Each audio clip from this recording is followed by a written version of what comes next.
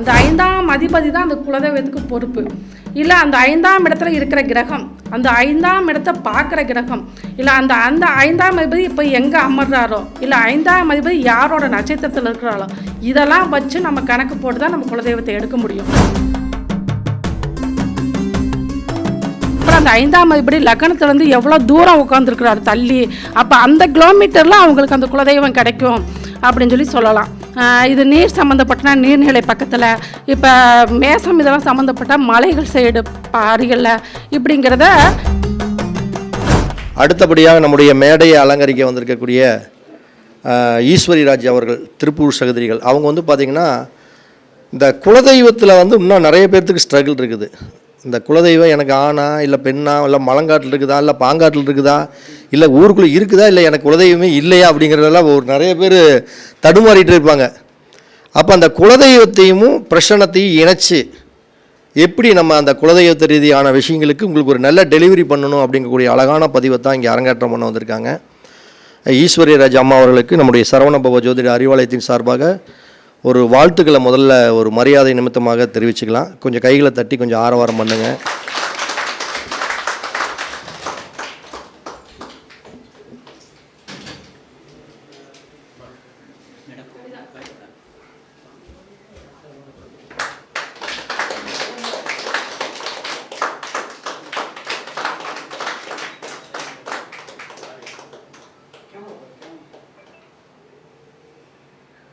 குருவாழ்க குருவே துணை. முதல் கடவுளான விநாயக பெருமானை வணங்கி, எனது குலதெய்வமான அருள்மிகு நயனாமலை வரதராஜ பெருமாளை வணங்கி, எனது உபாசன தெய்வமான ஸ்ரீ லலிதாம்பிகையை வணங்கி, எனது தாய் தந்தையும் வணங்கி, எனக்கு இந்த ஜோதிட கலையை கற்க வைத்து அப்புறம் அந்த மீட்டிங் இதெல்லாம் நடத்த வச்சு உறுதியாக அதாவது உதவியாக இருக்கிற எனது கணவரையும் வணங்கி எனது உரையை ஆரம்பிக்கிறேன். அதாவது ஏன்னா இப்போ ஆண்கள் சப்போர்ட் இருந்தால் தான் நம்மலாம் இப்படி வந்து பேச முடியும். ரெண்டாவது ஜோதிடம் படிக்க வச்சது அவர் தான். படிக்க வச்சு எனக்கு ஆஃபீஸ் போட்டு கொடுத்து அப்படி இப்போ கருத்தரங்க நான் செய்கிறேன்னு சொன்னதுக்கு எங்களுக்கு உறுதுணையாக இருந்து நீங்கள் செய்யுங்க அப்படின்னு சொல்லி இப்போ திருப்பூர் சகோதரிங்கிற பேரில் நாங்கள் கருத்தரங்க நானும் ஸ்ரீமை கவிதா சக்தி வேலை அவர்களும் செஞ்சுக்கிட்டு இருக்கோம். நல்லா நிறையா சப்போர்ட் பண்ணுறாங்க. ஐயா அவர்கள் கூட போன மாதம் நம்ம கருத்தரங்குக்கு வந்திருந்தார். தலைமை ஏற்று அழகா விழாவை சிறப்பாக நடத்தி கொடுத்தாரு. அப்போ இதுக்கெல்லாம் ஆண்கள் சப்போர்ட்டு வீட்டில் குடும்பத்தில் இருந்தால் மட்டும்தான் நாங்கள்லாம் வெளிவர முடியும். இதில் போல் எங்கள் திறமைகளை வெளிக்காட்ட முடியும். அதுக்கெல்லாம் உங்கள் உறுதுணை முக்கியம் வேணும். அதிலலாம் நான் பாக்கியம் செஞ்சேன் அப்படின்னு நான் சொல்கிறேன். அப்போ இந்த சரவணபவ அறிவாலயம் நடத்தும் 33வது கருத்தரங்கம். இந்த கருத்தரங்குக்கு எங்களை அழைத்து எங்களுக்கு மரியாதை செய்த சரவணபவ அறிவாலய ஆசிரியர் உயர் திரு பரணி பாரதி அவர்களை வணங்கி, எனது அனைத்து குருநார்கள் அவர்களையும் வணங்கி, எங்கள் குருநாதர் இங்கேயே உட்காந்துருக்கிறாரு, அதாவது ஆனந்த் சார். அதாவது அடிப்படை ஜோதிடங்கிறது நான் திருவள்ளூர் கல்வி மையத்தில் படித்தேன். அடுத்து கேபி ஜோதிடம், பாரம்பரியம் இப்படின்னு நிறையா நம்ம தேடுதல் அதிகமாக இருக்கும் இல்லையா, ஒவ்வொன்றும் ஒவ்வொரு இதில் படித்தோம். நம்ம ஆனந்த் சார் எனக்கு பலன் சொல்கிறத பற்றி எப்படின்னு சொல்லி அழகாக சிறப்பாக இவராட்டம் அடிச்சுக்க யாரும் இல்லை அப்படின்னு சொல்லலாம். அந்தளவுக்கு அழகாக சிறப்பாக பலன் சொல்கிறது எப்படின்னு கற்றுக் கொடுத்தாரு. இன்னும் படிச்சுக்கிட்டே இருக்கனே சொல்லலாம் அந்தளவுக்கு. ஏன்னா ஜோதிடங்கிறது கடல், இதோட நம்ம நிப்பாட்ட முடியாது. அடுத்தடுத்து நம்ம புது புது விஷயங்கள் படிச்சுக்கிட்டே இருக்கணும். அப்போ இன்னும் நிறைய குருமார்களும் சந்திக்கணும் அப்படிங்கிறது தான் நம்மளோட ஆசை. சரி, இன்றைக்கி நான் பேசுகிற தலைப்பு என்னென்னு பார்த்தீங்கன்னா குலதெய்வமும் பிரசன்னமும். இப்போ குலதெய்வம் சிறப்பாக இருந்தால் கண்டிப்பாக அவங்க என்றைக்குனாலும் ஒரு நாள் சக்ஸஸ் ஆகிடுவாங்க. அதாவது குலதெய்வம் தான் நம்ம குலத்தை காக்கிற தெய்வம். அப்போ ஒரு யமன் கூட குலதெய்வத்தை கேட்டு தான் நம்ம உயிரை பறிப்பார். அப்போ இப்படிப்பட்ட அந்த குலதெய்வ வழிபாடு நிறைய பேருக்கு, அதாவது நம்ம இப்போ இந்த அஸ்ட்ராலஜருக்கு வந்த பிறகு தான் தெரியுது நிறைய பேர் குலதெய்வம் எங்கே ஏன்னா நான் இப்போ ஒரு 4 வருஷத்துக்கு முதல் என்னோடய பேச்சே குலதெய்வத்தை பற்றி தான் ஆன்லைன் அஸ்ட்ரோ டிவியில் பேசியிருக்கேன். அப்போ அந்த குலதெய்வ ஸ்பீச்சை கேட்டு நிறையா பேர் எங்கெங்கே இருந்தெல்லாம் எனக்கு கால் பண்ணாங்க. எங்களோட குலதெய்வம் தெரியல மேடம், எப்படி நீங்கள் கண்டுபிடிச்சி கொடுங்க. கண்டுபிடிக்கிறது அவங்க கோஆப்ரேட்டும் பண்ணணும். ஏன்னா அவங்க பூர்வீகம் என்ன இதெல்லாம் அவங்கள்ட்ட நம்ம தெரிஞ்சுக்கிட்டு அவங்களும் சொல்கிறத பற்றி தான் நம்ம அவங்க ஜாதகத்தை தான் நம்ம கண்டுபிடிக்க முடியும். அப்போ மறைஞ்சிருக்கா, அது சாபமாக இருக்கா, இந்த மாதிரிலாம் அந்த குலதெய்வத்தை வச்சு நான் கடந்த ஒரு 5 வருஷமாக அந்த ஆராய்ச்சி பண்ணிக்கிட்டு இருக்கோம். அப்போ அந்த மாதிரி அந்த குலதெய்வம் பொதுவாகவே அந்த குலமெல்லாம் ஒன்று கூடி நம்ம பங்காளியெல்லாம் ஒன்று கூடி அந்த குலதெய்வத்தை வழிபாடு பண்ணுறது ரொம்ப சிறப்பாக இருக்கும். நம்ம ஜாதகத்தில் அந்த அமைப்பு சிறப்பாக இருந்தால் கண்டிப்பாக நம்ம எதில் ஒன்று கண்டிப்பாக சக்ஸஸ் ஆகும். அப்போ இப்போ இன்னும் பார்த்தீங்கன்னா தென் மாவட்டங்கள்லாம் பார்த்தீங்கன்னா நாங்கள் சின்ன பிள்ளையா இருக்கிறப்ப எங்கள் அப்பா அம்மாலாம் சேர்ந்து கூப்பிட்டு போவாங்க வருஷத்தில் ஒரு நாள் அந்த மாத சிவராத்திரி மாசி சிவராத்திரி அந்த அன்னைக்கு தென் மாவட்டங்களில் இன்னுமே சிறப்பாக செய்கிறாங்க. எங்கே இருந்தாலும் சென்னையில் இருந்தாலும் பெங்களூரில் இருந்தாலும் எங்கே இருந்தாலும் அந்த மாசி சிவராத்திரி அன்னைக்கு நைட் அங்கெல்லாம் பங்காளிகளும் ஒன்று கூடி அங்கே அந்த நம்ம அம்மன் அந்த என்ன தெய்வமோ அபிஷேகம் ஆராதனை பண்ணி விடிய விடிய அங்கே இருந்து மறுநாள் காலம் தான் எல்லாம் ஊருக்கு போவாங்க. இன்னுமே அங்கே நடந்துக்கிட்டு இருக்குது. அப்போ அது ஏன் அப்படின்னு பார்த்தீங்கன்னா அந்த அன்னைக்கு தான் நம்ம இப்போ உள்ள காலத்தில் பார்த்தீங்கன்னா நிறையா வேலைக்கு எல்லாம் இந்த ஐடி கம்பெனி அப்படின்னு எல்லாம் வெளியில் போயிடுறாங்க. குலதெய்வம் பற்றி அவங்களுக்கு தெரியவே மாட்டுது. ஆனால் குலதெய்வம் சப்போர்ட் இருந்தால் தான் நம்மளால் எதுவுமே செய்ய முடியும். மற்ற தெய்வங்கள்லாம் அடுத்து. இப்போ ஏன் இதை நான் சொல்கிறேன்னு பார்த்தீங்கன்னா இப்போ நம்ம முன்னோர்கள் நம்ம அப்பா நம்ம தாத்தாவோட அப்பா இப்போ இவங்களாம் வந்து இந்த உலகத்தில் இருக்க இத்தனை கோயிலுக்கும் போயிருப்பாங்களான்னா போக முடியாது. இப்போ நம்மளே ஒரு சில கோயிலுக்கு தான் போயிருப்போம். அனைத்து கோயிலும் நாங்கள் வழிபட்டோம் சொல்ல முடியாது. இப்போ அவங்களும் அது அனைத்து கோயிலுக்கும் போயிருக்க மாட்டாங்க. ஆனால் நம்ம குலதெய்வ கோயிலுக்கு கண்டிப்பாக அவங்க வந்திருப்பாங்க. அவங்க பாதம் வந்து அந்த இடத்துல மண்ணில் பதிஞ்சிருக்கும். அப்போ அந்த குலதெய்வ கோயிலை நம்ம போய் மிதித்து அந்த குலதெய்வத்தை போய் வழிபாடு பண்ணுறப்ப கண்டிப்பாக அவங்களோட ஆசீர்வாதம் நம்மளுக்கு கிடைக்கும். இப்போ ஜாதகத்தில் பார்த்தீங்கன்னா 1, 5, 9 சிறப்பாக இருந்தால் கண்டிப்பாக நம்மளுக்கு நல்லாயிருக்கும் அப்படின்னு சொல்கிறோம். அப்போ அதெல்லாம் சிறப்பாக இருக்குன்னா அந்த முன்னோர்கள் ஆசைகள் நம்மளுக்கு மெயினாக வேணும். அப்போ அந்த அப்பேற்பட்ட குலதெய்வம் வந்து நம்மளுக்கு எப்படி ஜாதகத்தில் எடுக்கிறது, இதில் பிரசனத்தில் எப்படி எடுக்கிறது அப்படிங்கிறத இன்றைக்கி என்னோடய ஸ்பீச்சு. அதாவது பார்த்திங்கன்னா இந்த குலதெய்வம் வந்து ரொம்ப பெருசாக இருக்குங்கிறது இல்லை. ஒரு சின்ன தெய்வமாக ஒரு கிராமத்தில் ஒரு எல்லையில் ஒரு சின்ன தெய்வமாக தான் வழிபாடு பண்ணுவாங்க. அப்போ அந்த அப்பேற்பட்ட அந்த குலதெய்வம் வந்து ஜாதக ரீதியாக எடுக்கிறப்ப 100% கண்டிப்பாக சக்ஸஸ் வருது. அதாவது பார்த்திங்கன்னா 5ஆம் இடம் தான் குலதெய்வத்துக்கு ஜாதக ரீதியாக. பிரசன்னத்துக்குங்கிறப்ப அது 4ஆம் இடத்துக்கு போயிடுவாங்க. குலதெய்வம் அப்படிங்கிறப்ப 5ஆம் இடம். இன்னும் ஒரு சிலர் என்ன பார்த்தீங்கன்னா 9ஆம் இடத்தையும் சொல்கிறாங்க. ஏன்னா 5க்கு 5ஆம் இடம் 9ஆம் இடம். ஆனால் அந்த 9க்கு 9ஆம் இடம் 5ஆம் இடம். அப்போ 9ஐயும் வச்சும் பார்க்குறாங்க 5ஆம் வச்சும் பார்க்குறாங்க. அவங்களுக்கு அவங்க ஒரு ஆய்வில் எது கரெக்டாக வருதோ அதை எடுத்துக்கலாம். மெயினாக 5ஆம் இடம் தான். ஏன்னா காலபுருஷனுக்கு 5ஆம் இடம் சொல்லக்கூடிய சிம்மம் தான். அப்போ அந்த குலதெய்வமாக வருது. அப்படிங்கிறப்போ நம்ம ஜாதக ரீதியாக பார்க்குறப்ப 5ஆம் இடம் எடுத்து பலன் சொல்கிறப்ப கரெக்டாக இருக்குது என்னோடய ஆய்வில். அதை நான் ஃபாலோ பண்ணுறேன். இப்போ என்னென்னு பார்த்தீங்கன்னா அந்த 5ஆம் இடம் அந்த 5ஆம் அதிபதி தான் அந்த குலதெய்வத்துக்கு பொறுப்பு. இல்லை அந்த 5ஆம் இடத்துல இருக்கிற கிரகம் அந்த 5ஆம் இடத்தை பார்க்குற கிரகம் இல்லை அந்த 5ஆம் அதிபதி இப்போ எங்கே அமர்றாரோ இல்லை 5ஆம் அதிபதி யாரோட நட்சத்திரத்தில் இருக்கிறாரோ இதெல்லாம் வச்சு நம்ம கணக்கு போட்டு தான் நம்ம குலதெய்வத்தை எடுக்க முடியும். இப்போ பார்த்தீங்கன்னா ஒரு உதாரண ஜாதகம் அதாவது மீன லக்னம் அவங்க பிறந்தது. அந்த லக்னத்துக்கு 5ஆம் இடம் சொல்லக்கூடிய கடகம். இப்போ அந்த கடகம் வந்து பெண் வீடு. இப்போ ஏன்னா இந்த நம்ம ஜாதகம் அந்த ஏன் நம்ம அடிப்படையில் எல்லாம் படிச்சிருப்போம். இது ஆண் வீடா பெண் வீடா சரராசியா சிறராசியா உபயராசியா என்ன தத்துவம் பஞ்சபூத தத்துவத்தில் காற்று தத்துவமா நீர் தத்துவமா இதெல்லாம் எதுக்கு நம்ம அடிப்படையில் சொல்கிறாங்க அப்படின்னா இதுக்கெல்லாம் தான். இப்போ ஒரு பெண்ணை அமையணும் அப்படின்னா எந்த திசையில் அமையுதுன்னு கேட்குறாங்க.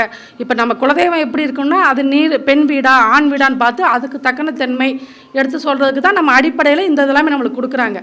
அப்போ அந்த ஜாதகத்தில் வந்து 5ஆம் இடம் கடகம். அந்த கடகத்தில் செவ்வாய் நீச்சம் 9 குடைவராகி 5 நீச்சமாகிறாரு. 2 9 குடைவரை 5 நீச்சமாகிறாரு. இப்போ அந்த 5ஆம் இடத்துல செவ்வாய் இருக்கிறது ஒரு ஆக்ரோஷமான தெய்வம் அப்படின்னு சொல்லி எடுத்துக்கலாம். இருந்தாலும் அந்த 5ஆம் அதிபதி இருக்கக்கூடிய ஏன்னா அந்த இப்போ ஒரு ஜாதகத்தில் 5ஆம் இடத்துல கிரகமே இல்லை. அப்போ நம்ம யார் எடுக்கிறது அந்த பொறுப்பெல்லாம் 5ஆம் அதிபதிக்கு தான் இருக்குது. அப்போ அந்த 5ஆம் அதிபதி போய் எங்கே இருக்கிறாரு அப்படிங்கிறத பார்க்குறப்ப அந்த 5ஆம் அதிபதி போய் இருக்கிறது கன்னியில் புதனோட வீட்டில். அந்த புதனோட வீட்டில் அஸ்த நட்சத்திரத்தில் சந்திரன் போய் 5ஆம் அதிபதி சந்திரன் ஆகி புதன் வீட்டில் அஸ்த நட்சத்திரத்தில் இருக்கிறாரு. அப்போ அங்கே வந்து புதனோட வீடு. அப்போ அவங்களுக்கு பெருமாள். இது அழகாக நம்ம எடுக்கலாம் பெருமாள். இப்போ புதனால இரட்டைத்தன்மை கொண்டது அப்படிங்கிறப்ப 2 மனைவியோடு இருக்க பெருமாள் ஸ்ரீதேவி பூதேவி அப்படி 2 தாயாரோடு இருக்கக்கூடிய பெருமாள். அங்கே கூட ராகு. அப்போ பொதுவாகவே பெருமாள் கோயிலில் நான்வெஜ் செய்ய மாட்டாங்க, கிடா பலி கொடுக்க மாட்டாங்க. ஆனால் கூட ராகு இருக்கார். அப்போ பெருமாள் கோயிலில் கூட ராகு இருப்பா அங்கே கடா வெட்டுவாங்களான்னா இல்லை. அதாவது இப்போ இந்த ஏரியாவில் உங்களுக்கு எல்லாமே தெரியும் நைனாமலை வரதராஜ பெருமாள். நான் சொல்கிறேன் இந்த ஜாதகத்துக்கு வந்து நைனாமலை வரதராஜ பெருமாள் தான் குலதெய்வம். அங்கே பார்த்தீங்கன்னா மேலே பெருமாள் இருக்கார். ஆனால் எல்லா பேரும் அந்த மேலே போவாங்கன்னா போக மாட்டாங்க. அதாவது வருஷத்தில் ஒரு டைம் போவாங்க, புரட்டாசியில் போவாங்க. மற்ற நாளில் கீழே அடிவாரத்தில் ஆஞ்சநேயரை கும்பிட்டுட்டு அப்படியே சுற்றி வராங்க. அதுக்கு பக்கத்தில் பார்த்தீங்கன்னா கற்பராயர் முனீஸ்வரன் இருக்கார். அப்போ அந்த பெருமாள் கோயில் அதுக்கு பக்கத்தில் இங்கே முனீஸ்வரன் இருக்கிறாரு, அங்கே ரத்த பலி கொடுப்பாங்க. அப்போ இதெல்லாம் வச்சு நம்ம ஆய்வு பண்ணணும். அப்படிங்கிறப்ப அந்த புதன் பக்கத்து பெருமாள் கோயில், அப்போ நம்ம அவங்கள்ட்ட கேட்கலாம், அங்கே உங்களுக்கு பெருமாள் கோயில் குலதெய்வமாக இருக்குது, 2 மனைவியோடு இருப்பாங்க, பக்கத்தில் வந்து ரத்த பலி கொடுக்கக்கூடிய தெய்வமும் இருக்கும் அப்படின்னு கேட்டால் ஆமான்னு அவங்க ஒத்துக்குவாங்க. இது வந்து நான் ஒரு ஆய்வு ஜாதகம், அதாவது நான் பார்த்து சொன்ன ஜாதகம் தான். இப்போ இந்த அமைப்பில் நம்ம குலதெய்வத்தை கண்டுபிடிக்கலாம். அதே போல் இன்னொரு ஜாதகம் பார்த்தீங்கன்னா மேச லக்னம், லக்னத்துக்கு 5ஆம் இடம் சொல்லக்கூடிய சிம்மம், அந்த இடத்துல யார் இருக்கா? கேது இருக்கார்.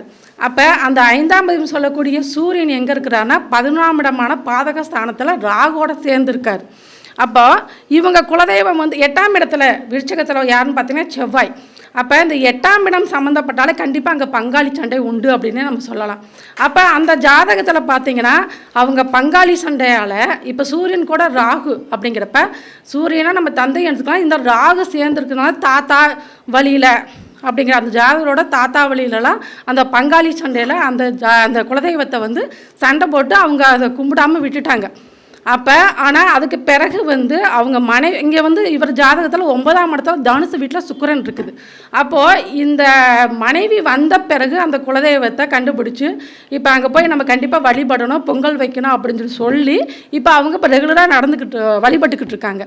அதாவது அந்த இப்போ நம்ம இப்படி பங்காளி சண்டையால் அந்த குலதெய்வத்தை அவங்க விட்டுட்டாங்க அப்படின்னா அங்கே போய் யார் கூட அவங்க சண்டை போட்டாங்களோ அவங்க அந்த தாத்தா பாட்டையும் பூட்டைங்கிறப்ப அவங்க இல்லை அப்படின்னாலும் அவங்களோட வாரிசுகளை அழைச்சி அவங்கள்ட்ட வந்து அந்த உப்பு சர்க்கரை இதெல்லாம் கொடுத்து நம்ம பரிமாணம் பண்ணிவிட்டு அப்புறம் நம்ம குலதெய்வத்தை வழிபாடு பண்ணணும்.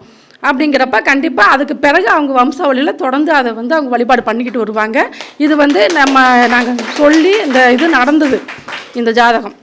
அப்படிங்கிறப்ப இந்த மாதிரி ஜாதக அமைப்பெல்லாம் பார்க்குறப்ப இப்போ அந்த ஜாதகத்தில் பார்த்தீங்கன்னா கேது 5ஆம் இடத்துல கேது, அப்போ நம்ம ஒரு தடையை கொடுக்குதா இல்லையா? அப்போ அந்த கேதுங்கிறப்ப முகம் மாறிய அம்மன், அதாவது மாரியம்மன் தான் முகமாரிய அம்மன், அவங்களோட குலதெய்வமே மாரியம்மன் தான்.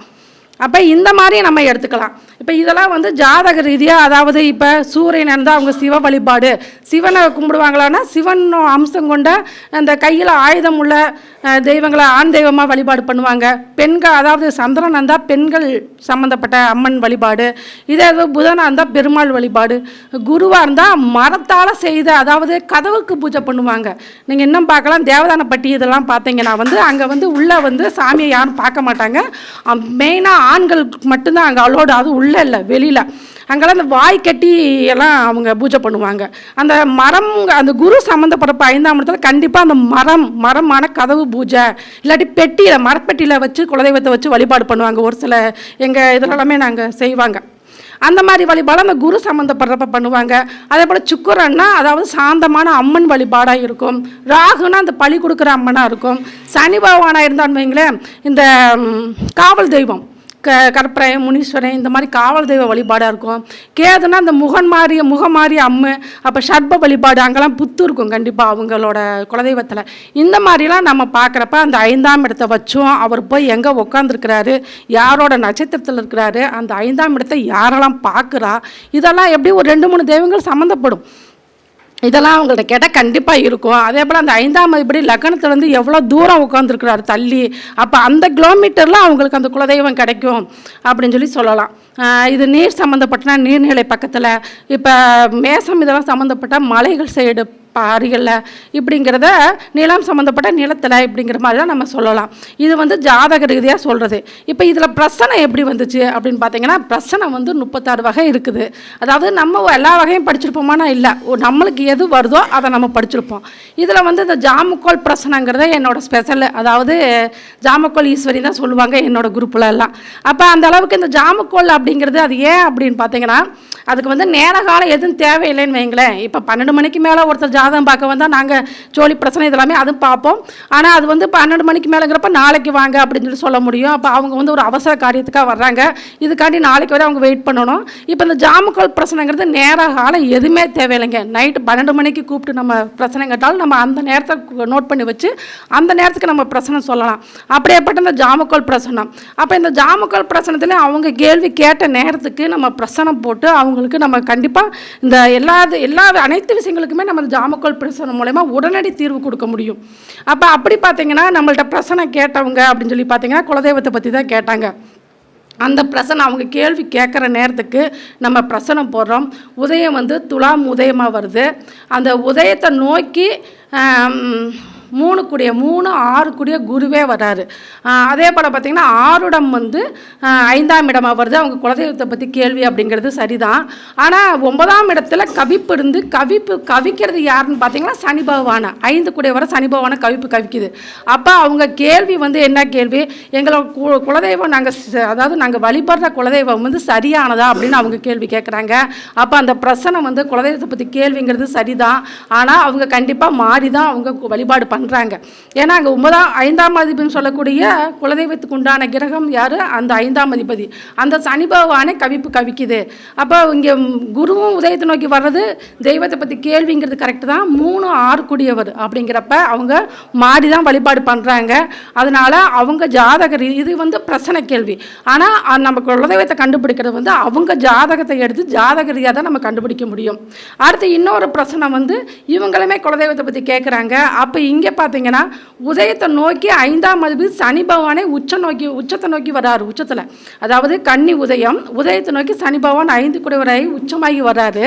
ஆனால் இந்த இது அதே போல் உதயாதிபதினு சொல்லக்கூடிய புதனே போய் 5ஆம் இடத்துல இருக்கிறாரு. அப்போ அவங்க கேள்வி இந்த பிரச்சனத்தில் வந்து நம்ம கேள்வி அவங்க கேட்கறது நம்மளை சும்மா விளையாட்டுக்காண்டி கேட்குறாங்களா இல்லை உண்மையாக கேட்குறாங்களா அப்படிங்கிறத நம்ம சொல்ல முடியும்.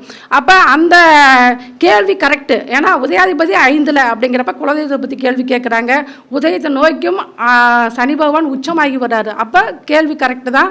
ஆனால் இங்கே பார்த்தீங்கன்னா உதயத்திலே கவிப்பு இருக்குது. அப்போ இவங்க இதுவரை அந்த குலதெய்வத்தை வழிபாடு பண்ணலை அப்படிங்கிறது நல்லா தெளிவாகவே தெரியுது.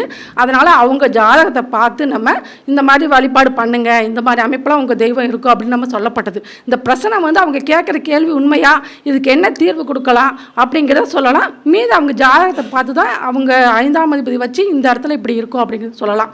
இது வந்து ஜாமக்கோல் பிரசனம். இப்போ வந்து நம்ம ஆச்சார அனுஷ்டானம் கடைபிடிக்கக்கூடிய பிரச்சனைகள் வகைகள் நிறையா இருக்குது. அதில் ஜோலி பிரச்சனமும் உண்டு. இப்போ அதில் பார்த்திங்கன்னா நம்ம குலதெய்வங்கிறது 4ஆம் இடத்தை தான் எடுக்க முடியும். அதாவது அதில் மெயினாக என்னன்னு பார்த்தீங்கன்னா 4ஆம் இடமும் பாதகாதிபதியும் சம்மந்தப்படக்கூடாது அந்த குலதெய்வ பற்றி கேள்வி கேட்குறதுக்கு. இப்போ மேஷம் 6 இடமாக அமைஞ்சு இந்த 4ஆம் இடம் கடகமாக வந்து அந்த கடகாதிபதி சந்திரனும் பாதகாதிபதினு சொல்லக்கூடிய சனி பகவானும் சேர்ந்தோ இல்லை பார்த்தோ இல்லை ஒருவர் வீட்டில் ஒருவர் மாறி இருந்தாலும் கண்டிப்பாக அவங்களுக்கு அங்கே குலதெய்வ தோசை இருக்குது அப்படின்னே சொல்லலாம்.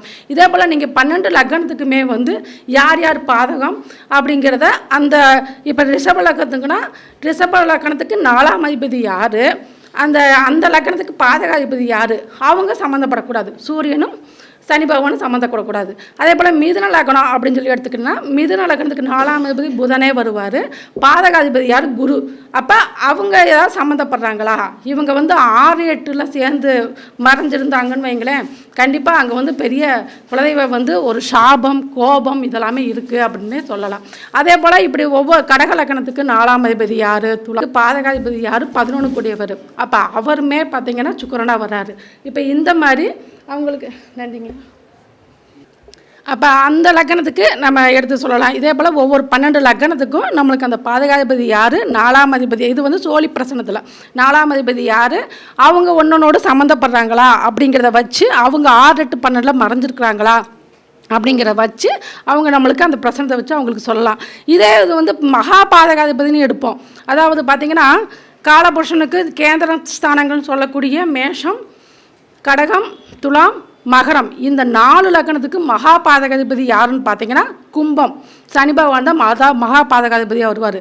அடுத்து ரிஷப லக்னத்துக்கு மகா பாதகாதிபதி யாருன்னு பார்த்தீங்கன்னா அவரும் மகரம் வரும் மகா பாதகாதிபதியாக வருவார். அடுத்து மீனம், மிதுனம் இந்த லக்னத்துக்கு மகா பாதகாதிபதி யாருன்னு பார்த்தீங்கன்னா தனுஷ் வீடா வரும்.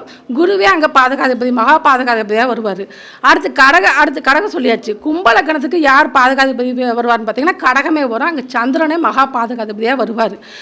அடுத்து வந்து இந்த சிம்மம், கன்னி, விருச்சகம், தனுஷு இந்த 4 லக்னத்துக்கு யார் பாதகாதிபதியாக வருவாங்கன்னு பார்த்தீங்கன்னா செவ்வாய் பாதகாதிபதியாக வருவாங்க.